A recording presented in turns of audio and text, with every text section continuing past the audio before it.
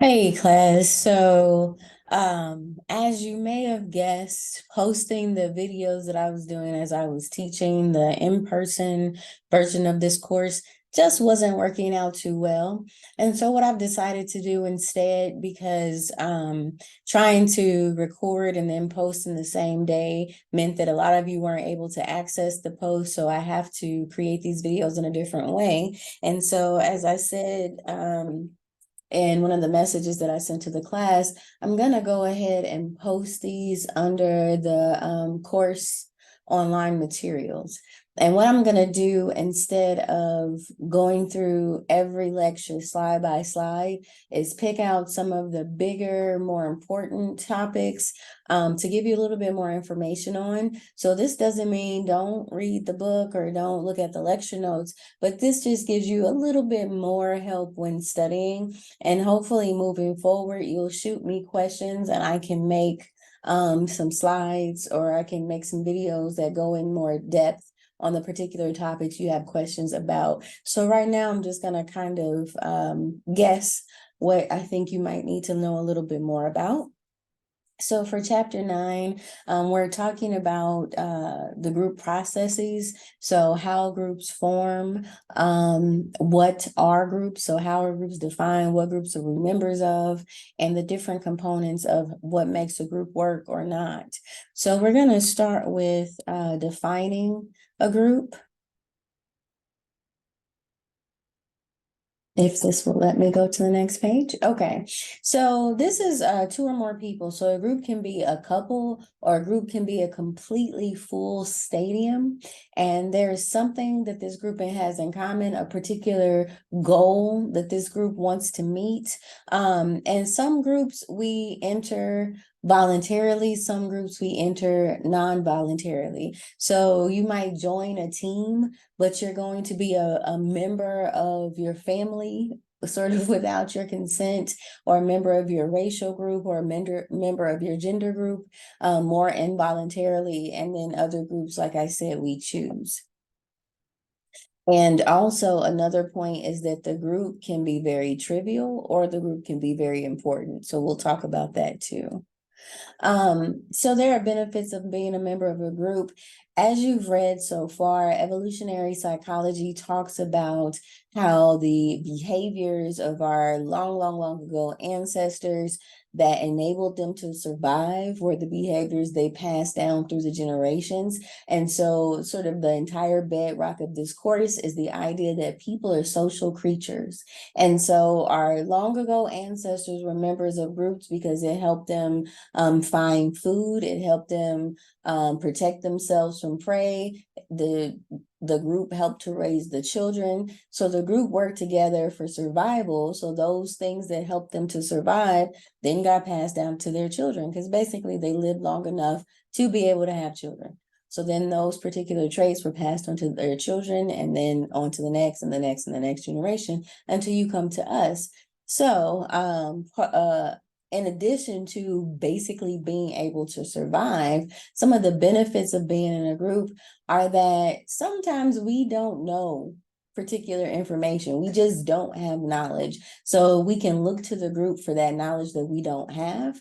We can look to the group to help us understand our own identity. So if you go back to the idea that some groups we're born into, like our racial group or our gender group, that's where there's an identity part of group membership. So sometimes the group is very central or core to the main identity of an individual. And then we want our groups to sort of make us feel special, make us feel like we're important or we're unique. And so our group has to be distinct from other groups. Our group has to stand out. So we want to have that feeling. Our groups kind of help bolster our self-esteem.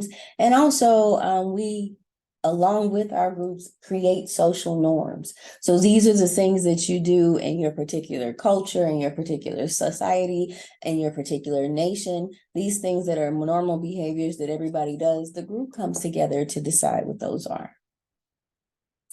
And so with those social norms come social roles. So in groups, we have very formal roles. So you might have a club or an organization that has a president, a vice president, a treasurer, a secretary. So you have those roles and you know exactly how you're supposed to behave because those roles have some kind of written parameters. But there are also times when we have very informal roles in our groups.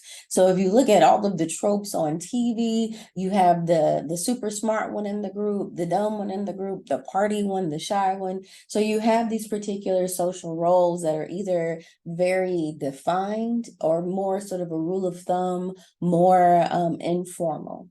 And those social roles help us to understand how to behave. So their group can just be a couple and say we go back to those traditional gender roles and the man is the breadwinner and the woman is the caretaker. So even in a group that's just a group of two, you know how to behave in that group. And then so on and so forth. So these social roles can be defined by the rules that I discussed, or they can be more implied. And then in accordance with these social roles, you might also have sort of that very formal list of things that you're supposed to do, list of duties, but then also some informal things that go along with that as well. So we'll get into that in a second. But also because of these social roles that are formed due to social norms, sometimes we may behave in ways that are problematic because we feel like our role in the group mandates that we behave that way. So having these particular roles sometimes are really great. They really tell us how to behave in the group and how to keep the group strong and growing or continuing to the goal. But sometimes these social roles can exacerbate bad behavior or harmful behavior to others. So an example of that is the Stanford Prison Study. The Stanford Prison Study was done by Zimbardo and his colleagues. And in this particular study, Zimbardo wanted to understand how much people conform to social roles, specifically the role of prisoner and guard. And so what he wanted to know is having a general idea about what a prisoner does and what a guard does, will participants in a study automatically fall into those roles, even though they know they're not really prisoners or they're not really guards.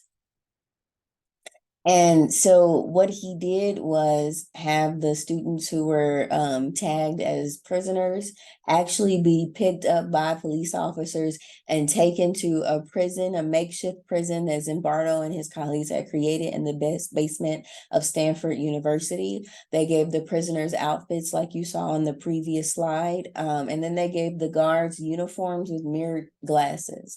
And so those mirrored glasses are sort of a way to strip the real identity of the person, because looking at them, you can't really see them. You can't really see their eyes. You can't really see their expressions. And so it creates this very real but also metaphorical barrier between the prisoners and the guards. And because the guards have these uniforms, they have these glasses, it also tells the status that they are above the prisoners. And so what ended up happening in this study is that as you see on the slides, the prisoners and the guards fell into these roles really well.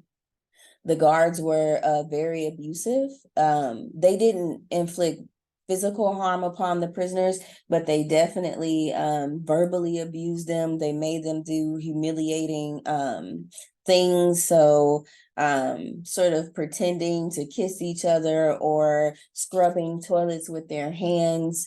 And it got so bad that, and in response to this, as you can see on the side, the prisoners were passive and helpless and withdrawn, but that's not really the complete story.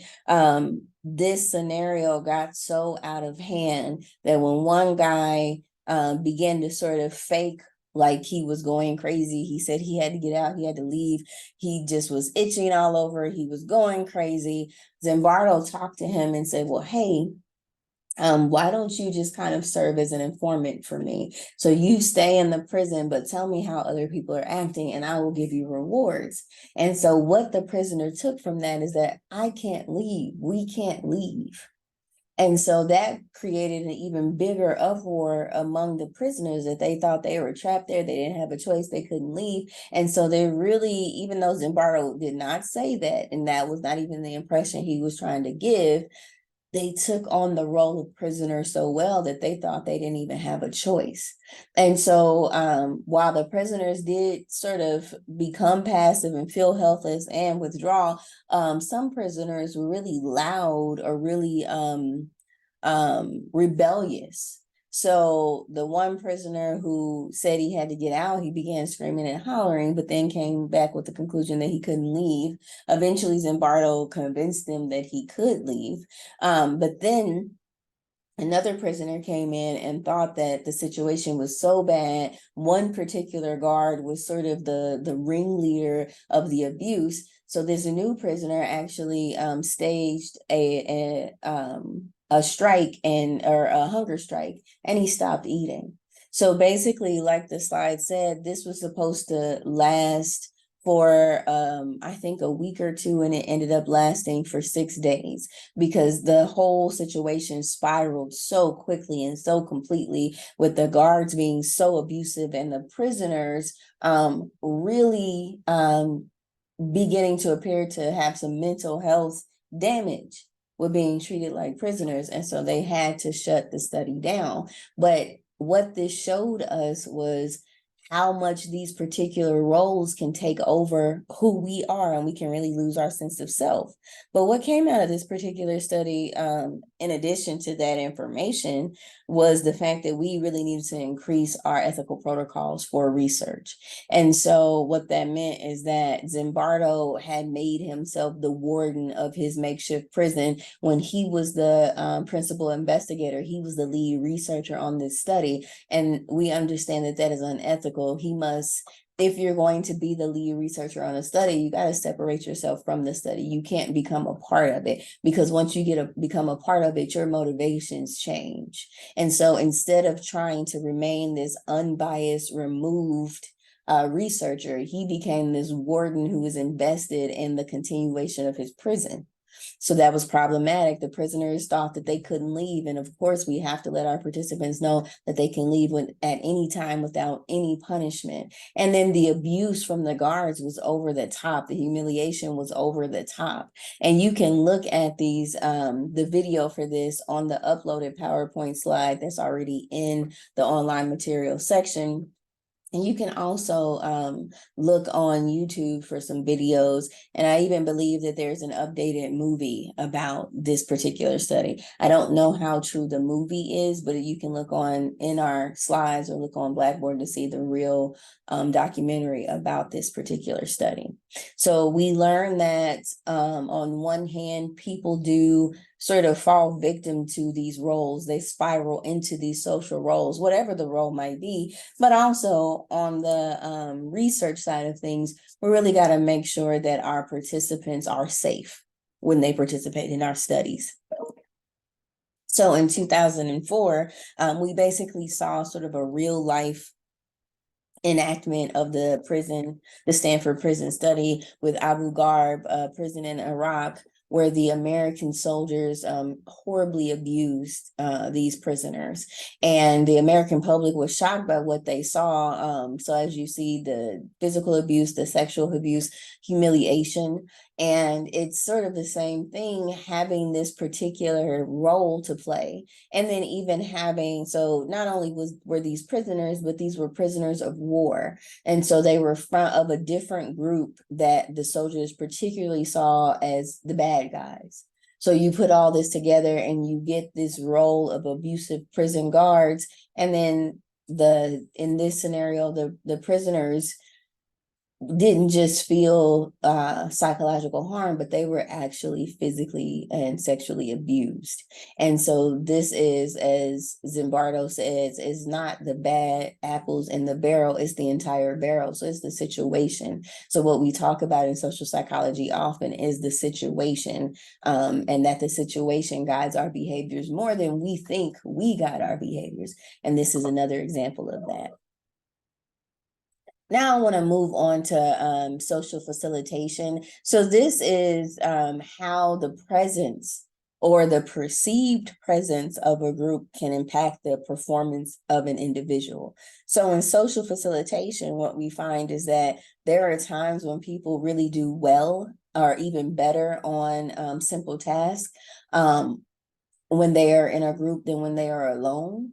And then they do worse on more difficult or complex tasks when they are in a group rather than when they are alone.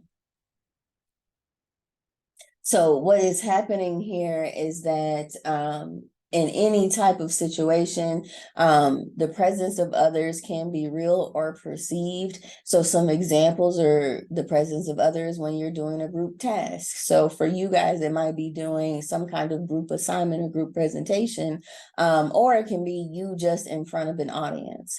And so when it is something that is simple that you do well, then that's when you're going to see social facilitation.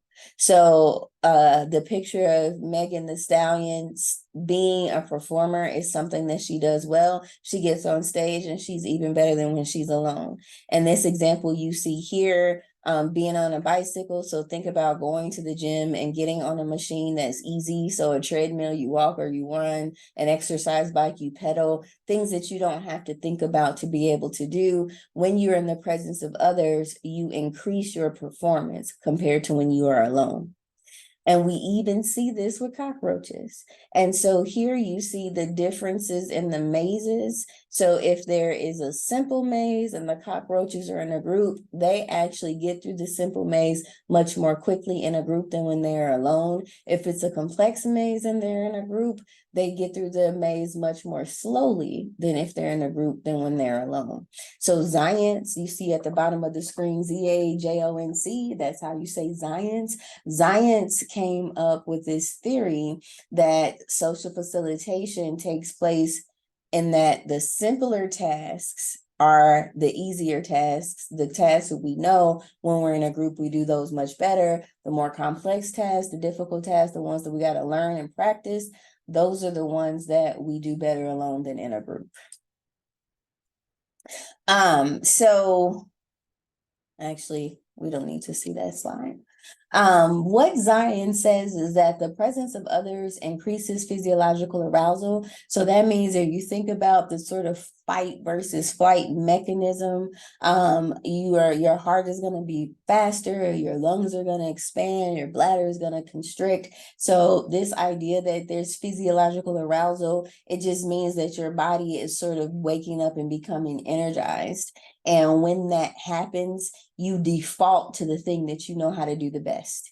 And so usually an easy task or a simpler task is something you know how to do the best. So when you have this increased physiological arousal, you default to that. And that's social facilitation. When you're in a group, you do it better when you're in a group than when you're by yourself. If it is something harder, then you have that physiological arousal and now you're not doing as well in the group. So there's 3 reasons to kind of help explain this. And when we talk about theories in social psychology, because as you've been reading so far, as you heard in some of my previous videos, there's usually more than one theory to explain what's going on. And as we present these theories to you, what we're basically saying is that these theories are all right some of the time. So one of the theories for why we experience social facilitation, so why we do better on a simple task in a group and why we do worse on a hard task in a group, is because when other people are around, we become more vigilant, we become more alert. So take it back to evolutionary psychology, we got to be safe. And so if we need to make sure that we're safe, when other people come around, we start paying attention to those other people. And that causes mild arousal, which then leads to the default behavior is the easiest behavior. So now that people are around me, I'm going to that default behavior because I'm paying attention to them. I'm making sure that I'm staying safe. But if I'm trying to do something that's more complicated that I have to focus on, I have to pay attention to, then when people come around me, it's a lot harder to do because now I'm distracted by those people. We also might think that we're being evaluated by people. So that causes a distraction and that causes a fear because we don't want to be embarrassed. So once again, what we already know how to do, we default to that because we're being distracted by this idea that people are judging me. But if it's something much harder, then we don't do as well. And all of that takes us to that third theory that now instead of being sort of distracted because we're trying to stay vigilant or we feel like we're being judged, just the distraction by itself. So aside from being vigilant, aside from feeling judged, we're being distracted because people are here and we're trying to do a particular task. And so this has been shown when there's a distraction that doesn't even have anything to do with people, and we see the same results, that if there's a distraction, the easy task becomes better, the hard task becomes worse. So then at the same time that we see social facilitation happening, social loafing can also happen. And so with social facilitation, a guy named Triplett saw that there were instances when a group increased effort, but a guy named Ringelman saw that there are instances when the group decreases effort. So sort of at the same time, just in different studies, they saw the opposite impact of a group being around. So social loafing is when you actually decrease your performance, and usually it's because now you can blend into the group. You can't be seen as, or your own performance can't be distinguished from the rest of the group. And so you don't put in as much effort. And there's also a piece where this increases relaxation. So now you're not sort of spiraling or being overly concerned about how to do something exactly right in the presence of others. So your relaxation is increased. So like I said, this is something that Ringelman came across in looking at the combined effort of people pulling a rope. So in the combined effort of people during a rope, what is actually pulling a rope, what has actually been found is that people pull harder when they're alone rather than when they're in a group. And that is counterintuitive to us because we think the more people pulling, the more rope will get pulled, but that's not the case. And so it's basically the idea that, nobody can tell how much personal effort I'm putting into it. So I'm just going to be lazy and I'm not going to try my hardest. And so initially, the researchers, Latane being one of them, said, I'll just read this to you. We must confess that we think social loafing can be regarded as a kind of social disease that has negative consequences for individuals, social institutions, and society. But that's not necessarily true. So what we find with social loafing is that although it does sort of intuitively feel like something bad, it feels like now that people can't tell that I'm doing this work, I'm not going to try that hard. And if you think about your group projects, you will probably know firsthand in some group projects, there are some of your peers who don't ever do any of the work because everybody is getting the same grade. So that's how we see social loafing. We see that as long as no one can tell how much work I'm doing, I'm not going to work as hard.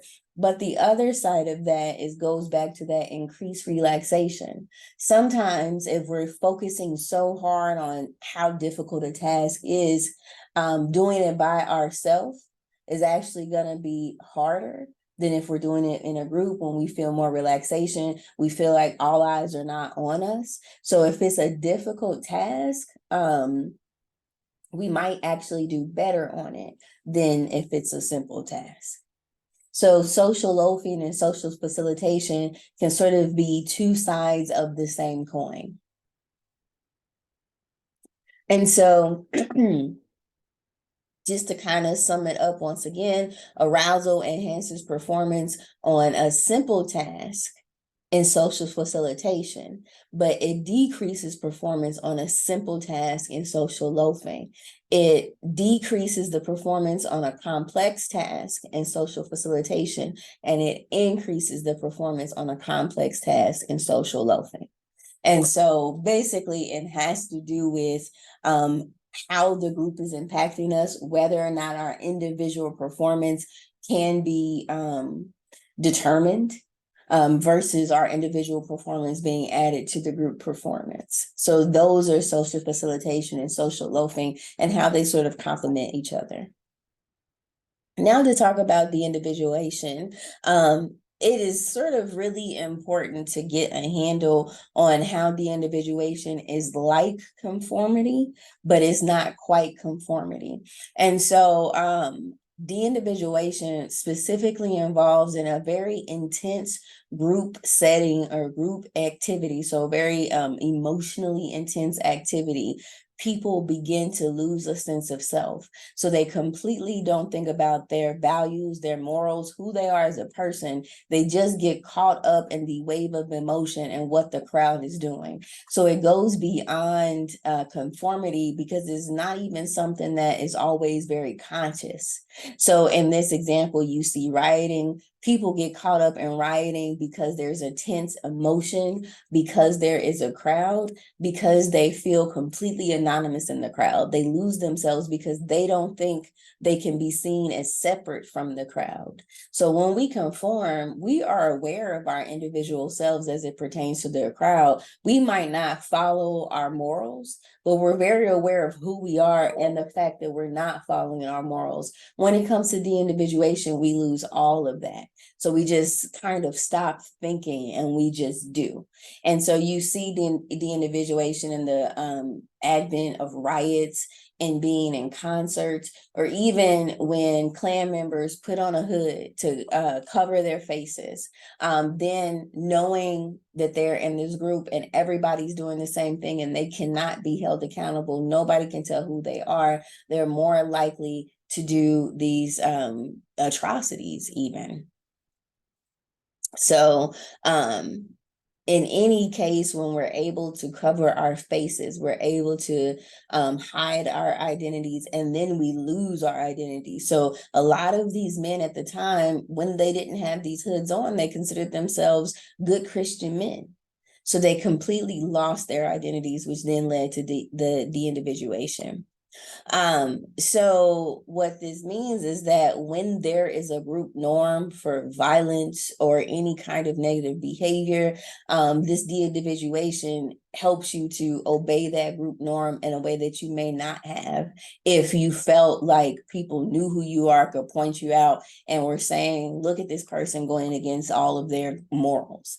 But that always doesn't lead to a negative outcome or negative behaviors. So if the group norm is something positive, so say a natural disaster hits, and just to make it easy, we are in a community that's very divided by race. So the white people stay on the white side of town, the black people stay on the black side of town. People aren't helping each other. People aren't friendly to each other, interacting with each other. But then this huge natural disaster hits. So a tornado rips through and it destroys homes and it leaves people out on the street or without food and water. In those situations, when then the group norm is to help, is to clean up, is to get the community back in order, we may lose that prejudice and that hatred, those things that may have been really core to our personalities or our sense of selves in this now situation of a crisis. And so de-individuation does not always have to be bad. But it also nowadays happens in a very different way. So being online, being on social media can also increase the individuation. So it's the same idea that you can hide behind the screen, you're not held accountable, and you see everybody trolling somebody or everybody dragging somebody, everybody leaving negative comments, and you just think, hey, this is what we're all doing. and you do it too. You don't think about, nobody can see you, nobody knows you. So you don't think, well, actually, I know that this is bad and I shouldn't do it. No, you lose yourself in this online scenario situation where you cannot be held accountable for your behavior. So that leads us to groupthink, which is sort of another phenomenon that seems similar to conformity, but goes much more beyond conformity. So just like with social loafing, we think a bunch of people get together, they do some kind of task, they'll do it better. So if they're pulling a rope, they'll pull it harder than they would if they were alone. Well, just like that's not necessarily the case when it comes to social loafing, in a group, having a lot of people to help solve a problem doesn't necessarily mean that you'll come to the correct solution and properly solve the problem. So groupthink is a particular situation in which a lot of people come together. There's a very cohesive group. That means everybody likes each other, everybody gets along, everybody really believes in the same goals. And so also nobody wants to rock the boat, nobody wants to stand out. So when this particular group that's also very homogenous, so everybody looks the same, everybody has the same background, everybody might have a very similar job. So if you haven't picked up on this, a good example can be the leadership, especially in the GOP, where everybody sort of looks like the same person, has the same background. When all of that is going on and it's time to solve a problem, then what you have is that there are a lot of people in the room, but it's like it's just one mind. So that is groupthink. So this little joke gives us an idea of what's happening with groupthink. So he says all those in favor say I, but then what the men are really thinking is say it ain't so, you got to be kidding, perish the thought, heaven forbid, no, 1,000 times no. So even though the leader thinks everybody believes in me or everybody's agreeing with me, we're all on the same page, they really aren't. And there are reasons why. And so once again, the group is highly cohesive. Nobody wants to rock the boat. Everybody likes each other. They really get along. But even if there are people in the group who might disagree, there's a very strong directive leader who is saying, this is what I want to see to happen. I want us to reach this particular goal in this way. And I'm not really here for you to tell me anything otherwise. And then in addition to that very directive leader, there's usually someone who's sort of like a watchdog of the group.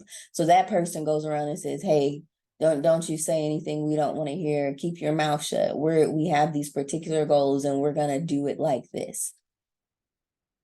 And then you add some extra things to that as well. The group is very, like I said, very homogenous and very isolated. So there's nobody from the outside coming into the group to give any opinions. There's nobody with any particular expertise necessarily to give their opinions, but there's also a bit of a time constraint, or the problem that's being solved is really, really important. And so you bring those things together and you end up with groupthink.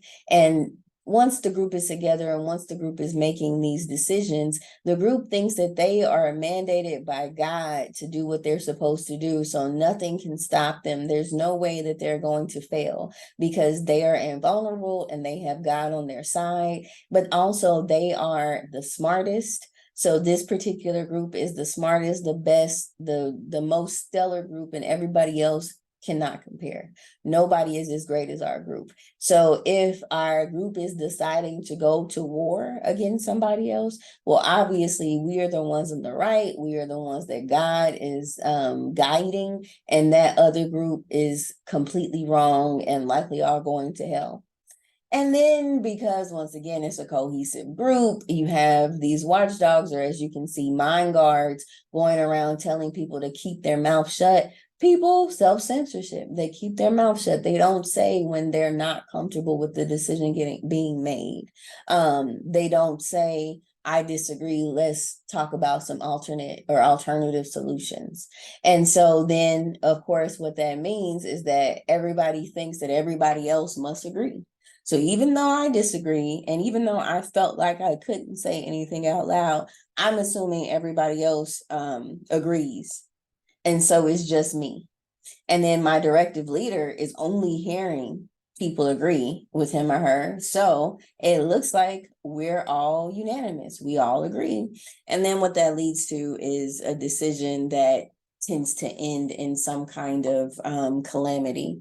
So the Bay of Pigs is a tragedy or a military coup that never was, and that JFK, when he first became the president of the United States, it was a time when Cuba got in league with the USSR, which was Russia plus a bunch of land around Russia that the Russians had conquered, and they were communists. And the United States is a democracy, and we are like especially opposed to communism. So the idea that the USSR was so far away made us feel a little bit more protected. But when they became in league with Cuba, they're right in our backyard, literally 90-minute flight from Miami. So if they're communists and we feel afraid or like they are our rivals that might hurt us, we got to do something about it. So with the Bay of Pigs, this group came together. It was JFK's cabinet of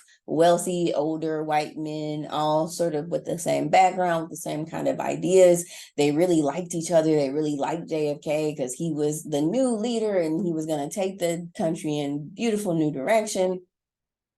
And so when the idea was that we gotta stop Cuba, we gotta overthrow Castro, everybody thought, well, hey, this is a good idea. And then if anybody thought it wasn't a good idea, Bobby Kennedy, JFK's younger brother, would go around and say, hey, keep your mouth shut.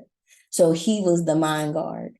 And so what ended up happening is that trying to invade Cuba and overthrow Castro was a complete failure. They overestimated how much people wanted to get rid of Castro, because not very many people wanted to get rid of Castro. He was the leader of the people at the time. So they overestimated how big the rebel army was. They had incorrect information on where to meet the rebel army. And they also thought they had surprise on their side, but they did not, because a lot of the American soldiers would go to the bars in Miami and talk about, hey, we're about to overthrow Cuba. And so that information obviously got back to the leaders of Cuba. So everybody thought this was a great idea, and it failed miserably because there was no one who was outside of the group to say, hey, you might want to consider some other things that are going on. The Challenger explosion is another example. So this is when in the late 80s, a group of, we'll say, regular Americans. So a teacher, Ronald E. McNair, the man who our engineering building is named after, and some other folks were going to go into space for the first time. So Americans all sat down in front of their TVs to watch this rocket launch into space, and it launched and exploded. And so Americans across the country saw all of these innocent people, these role models, and just amazing people die in front of their eyes. And the reason this was the product of groupthink is because the men in charge of launching this rocket were told by the engineers that it wasn't ready, that the construction wasn't ready, that the intense cold when hitting the outer atmosphere would freeze off some of the pieces of the rocket and therefore make it explode. There was that conversation from the engineers, but the leaders, they did not want to hear it. What they wanted to hear was that this was going to go up as planned. It was going to go up on time, and the American people would see this wonderful feat by the American government, and it would be great, and it's just what we need to do. And it failed miserably. And the invasion of Iraq is another example. And so as we talk about groupthink, we have to keep in mind this is a theory that's not based on very much experimental research. So we can't really say cause and effect so much. We can more look at some correlational variables and look at what went wrong. So hindsight after the fact, what went wrong with the Bay of Pigs, what went wrong with the Challenger disaster, went wrong with the invasion of Iraq. And so what groupthink is typically used for now is in a workplace setting or business setting to try to avoid some of the disastrous decisions that can be made when the group doesn't have some of these things that you see on your screen. So you want the group to be able to give all of their opinions. You want them to be able to give their opinions anonymously if they have to. You want to have experts come in from the outside. You want to have a group that is not so homogenous. So you want there to be diversity in the group, different people from different backgrounds with different expertise. And then you want to create subgroups to deal with different pieces of the puzzle or different pieces of the problem. So then everybody feels free and open to discuss. And even if there is a directive leader, that leader is not going to have as much power if people are breaking down into these subgroups, to then help to sort of talk out all of the pieces and all of the steps in those subgroups. So basically, we want to break up some of those things that lead us astray, like having a group that's all alike, making it so that people don't feel like they can voice their opinions. And once we do that, we don't end up with groupthink, we end up with better decision making. Now, in all of this, as we talk about the different kinds of groups and how the group can impact the individual, a part of that, we touched on it with directive leadership and groupthink, but a part of that is understanding leadership in groups. And so initially we kind of thought that leaders are just really good people. They have good personalities, they're very smart, and this is what makes them leaders. But as it turns out, there's not really a strong correlation between personality and leadership abilities. And there's just a slight correlation between leadership abilities and intelligence, extroversion, confidence, and charisma. And so those things, intelligence, extroversion, confidence, and charisma, those are the things that we really think makes a good leader. And that's kind of what we envision when we envision leaders. So we envision people like Martin Luther King Jr., very smart, intelligent, confident, charismatic man. People felt that way as well about Bill Clinton. We feel that way about Barack Obama. So we see these things and we say, oh, that's what makes this person a leader. But that's not necessarily true.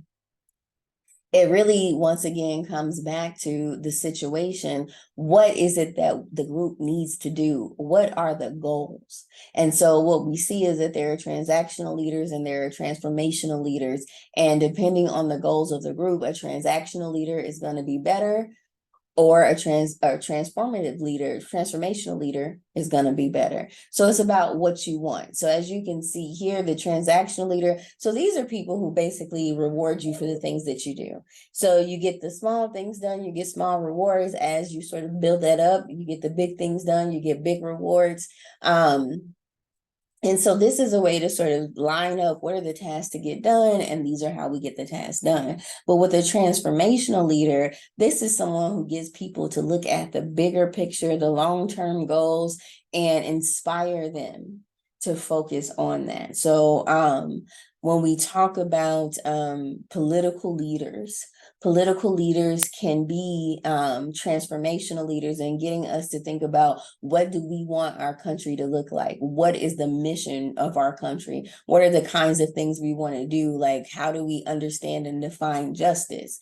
But then if you look at the local leaders, so there are particular things that need to be done. So say we're talking about justice, now let's talk about a police chief. So there are particular things that need to be done to make sure that people are safe in their neighborhoods or in their communities. And so you have this transformational leader that sort of shows us the big picture and these abstract ideas. And then you have the transactional leader that can point out the specific tasks that need to be done. And so once again, as we talk about over and over again in social psychology, we're looking at the situation and how the situation guides the behavior. So we would like to believe that it is our own agency that's guiding our behavior, but oftentimes it is the situation. As this says, we're going to see a leader be successful in some situations and not in others. And it really depends on what needs to be done. So the comprehensive theory of leadership takes us to leader, the followers, and the situation. So if you think back to when we talked about persuasion and we talked about the elaboration likelihood model, we kind of had a similar thing where we talked about the source of the message, and the audience. So all of these things come together as components to tell us what works and what doesn't work. So with leadership is the leader, the followers, and the situation.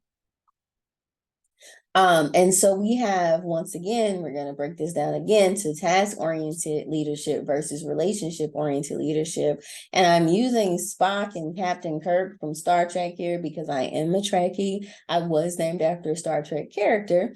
And so I spent my life knowing that Spock is the task-oriented leader. He's a Vulcan and they're very logic-oriented. They don't depend on their emotions at all. But Captain Kirk, the captain of the ship, is a very relationship-oriented leader. So the fact that people really love him, look up to him, find him to be a good person, and he can be a very emotional person. So the decisions he makes has to do with the people in their relationship to each other versus getting the particular task done. And so with those two types of leaders, we're going to know that we're going to see one working on the other over the other, depending on the situation at hand. And so sometimes we might have groups that have both a task-oriented leader and a relationship-oriented leader, just to make sure that things are able to get done while also sort of protecting the workers and their feelings and their morale. So a task-oriented leader is going to be most effective in a high control situation. So when things are very laid out meticulously, everybody knows exactly what to do. So then the task-oriented leader can just give out the task. The group gets it done.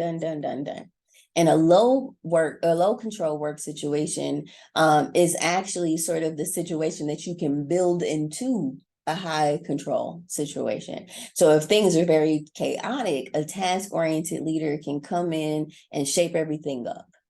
And so that's when you're going to see the task-oriented leader work better, where you're going to see the relationship-oriented leader sort of fall right in the middle.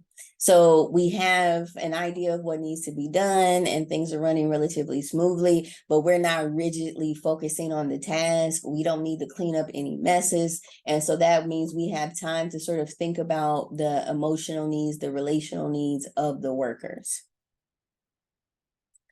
And now we're going to move on to gender and leadership. So as you think about task-oriented leaders versus relationship-oriented leaders, we tend to think that women are going to be relationship-oriented leaders. And so what that actually speaks to are the stereotypes about women and what women are able to do. So as you see on here, we typically think that women are very communal. So women are much more focused about the group. But if we're thinking about the stereotypes of what makes a good leader, it's not that. It's not having communal traits. It's someone who's more directive, or as you see here, more agentic. So someone who has agency, someone who is very forcefully leading the pack. So what this leads to is this double bind for women, that if you're too warm and communal, you're seen as weak. So you're not going to be a really good, strong leader because you're going to be too focused on what the group wants and what the group is feeling instead of getting the job done. But if you're too forceful, if you're too directive, then you are going against the stereotype of a good woman. And so now you're unpleasant. So nobody wants to be around you because you don't feel like a fun person who cares about me. So a man doesn't face this, and a man is going to be seen as directive and sort of in control. And that's in line with the stereotypes of what it means to be a good man. So he's directive and he's in control. He's doing what he's supposed to do. But that doesn't mean that he doesn't care about us. That means that he knows how to be a good leader. And so he cares about us indirectly because he's going to make sure that we all get the job done. And so when we think about this picture is of Nikki Haley, one of the Republicans running for the Republican primary for president of the United States. And just like we didn't have Hillary Clinton as our first female president, we didn't have Kamala Harris as our first female president. It's highly likely that Nikki Haley, who is dropping in the polls, won't be either. And it has to do with some of these negative beliefs or these stereotypes about women in leadership.